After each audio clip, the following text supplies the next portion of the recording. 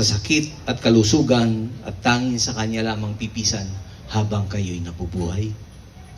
Opo, Pastor. Charmaine, ganon din naman.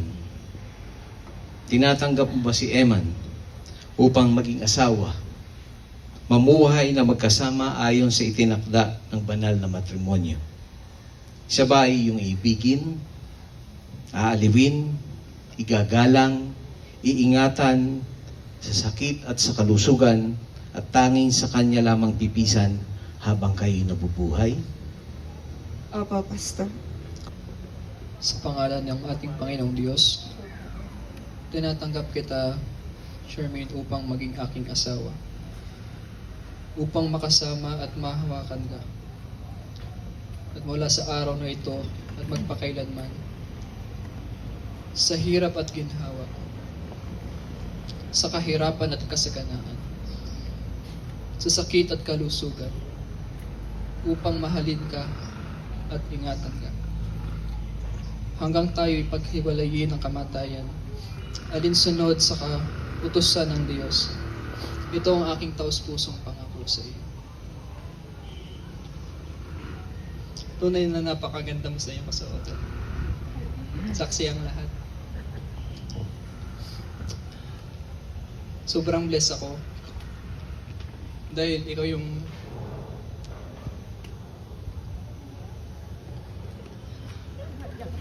binigay sa akin ng Panginoon.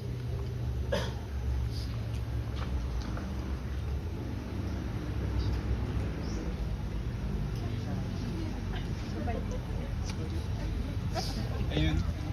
So, sobrang blessed ako dahil ikaw yung binigay sa akin ng Panginoon.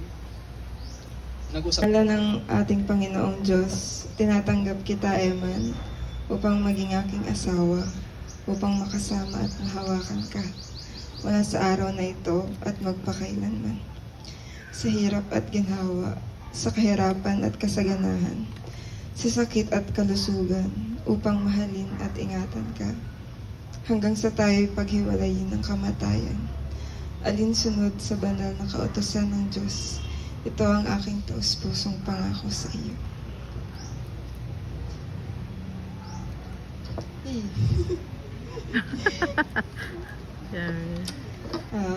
Bebe, sa wakas, ito na tayo. Matapos ang 11 taon, napatunayan kong posible palang mas mahalin pa ang isang tao araw-araw.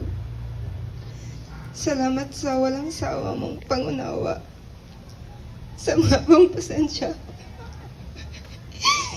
lalo na sa mga toyo ko.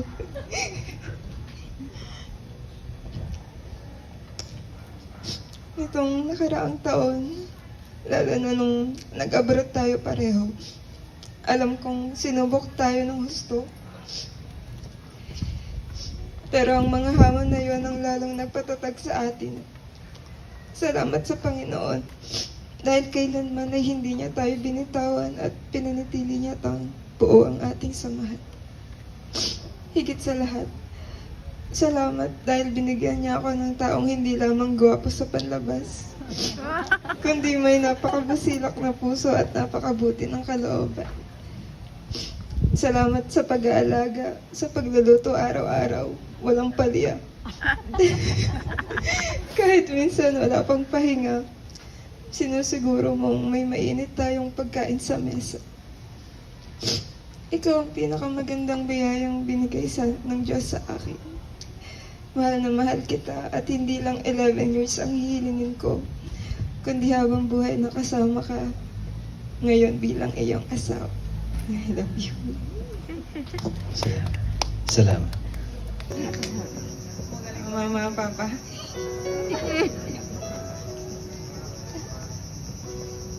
Thank you po sa pag-alaga. Talagang para po akong prinsesa. Thank you po. Alam kong binibigay niyo sa akin lahat. Kahit po hindi naman tayo mayaman. Pero binibigay niyo po sa amin yung mga hiling at gusto namin. Salamat po. Nandito lang naman ako, hindi naman ako mawawala. Thank you po. Yun. Gusto ko rin po magpasalamat muna kay Papa at Mama sa pagtitiwala po. Then, Mami, ba't ako naiiyak? Ma, Kuya, Ninong, salamat po. Si Daddy wala na. Tunay na napaka-bless ko.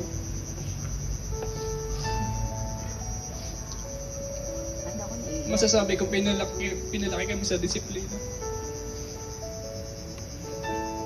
Kaya very proud ako. Ma, Daddy, tagumpay kayo sa aming magkakapatid.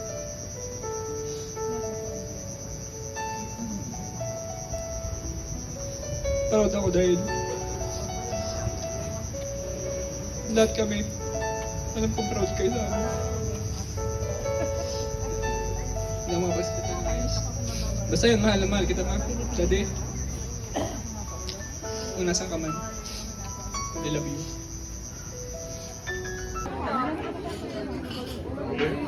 Pwede kita pinalak sa inyo sa tower.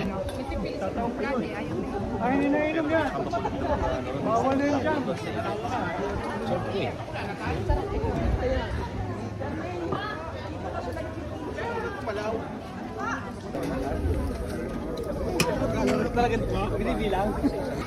Yes, po, table number. One. Tingnan ko yung table na.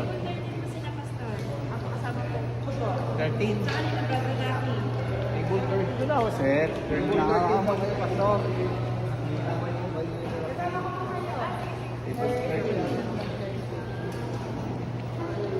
Finally introduce you for the very first time